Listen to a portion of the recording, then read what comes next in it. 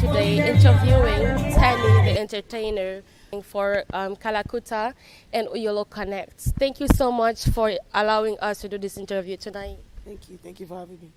All right, so I would like to start with asking you what brings you here in the U.S. at this point, in this moment? Well, I'm on tour, Okay.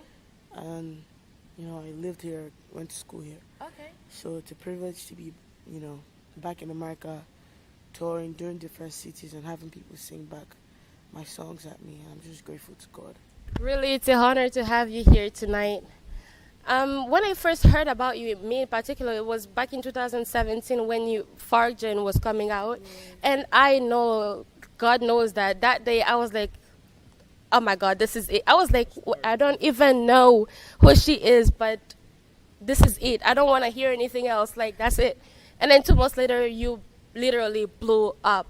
So tell me, what has it been like until then? What was the journey like?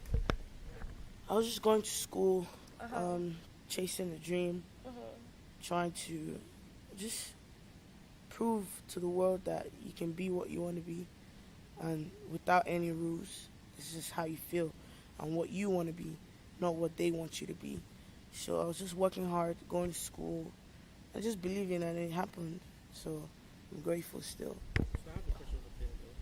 So as far as your music goes, what song would you regard as your biggest song at this point? And what's that song that puts you on the pedestal? Well, every song did its thing, right? So Fajin did his thing, and then Waits did his thing, Askamaya did his thing. I feel like Fajin brought me out, and then Askamaya made a statement, and then Askamaya ushered Case. And I'm just honestly and truly really grateful because in the industry it's really not easy for a female, to dress like I do, no makeup, just be me and still, achieve the things I've achieved. And so I'm really just grateful. Well, I've seen on your social media you have like over 2 million followers. I mean, damn.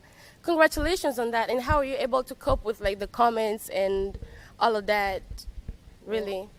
I mean, I have a life outside of music, and if you don't know how to bridge things and balance things, you get caught up. So I have 2 million followers, but there are people that have 50 million and 100 million, and they're still living, they're still breathing, and their shoulder is not up. So obviously, I just started, and I'm heading somewhere. There's this thing about people commenting, especially bad comments on social media. How do you deal with that? Especially, there's a lot of people that say, I mean, these artists, they don't see it, they're invincible to these comments. I mean, what's your perspective on that? How do you cope with negative see comments? things, come on, we're human beings. You know what I'm saying? I see bad comments, but I don't know you from anywhere. If I knew you one-on-one, then I could be offended. I don't know you from anywhere, so sometimes I might just mess around and just play with you back. It's not like as if I'm offended by what you're saying. I just want to be stupid like you. And just, play with you, push your own buttons too. But if I don't know you, you don't know me. If I see you outside, I can't even say this is Lagbata. I don't know who you are. Why should I be offended? I'll only be offended if it's somebody I know. You could have called me on the phone and you're going, but I don't even know these people. Yeah, that's right. I have to applaud you for how real you really are. I've seen in all of your interviews, that's basically what you say, basically that you don't care as long as the person really gets to you, but it's really not that deep. No. And so on that note, I would also like to... only if it costs my mom. Oh. And even if it costs my mom. That's, yeah. For my mom to be able to raise a superstar.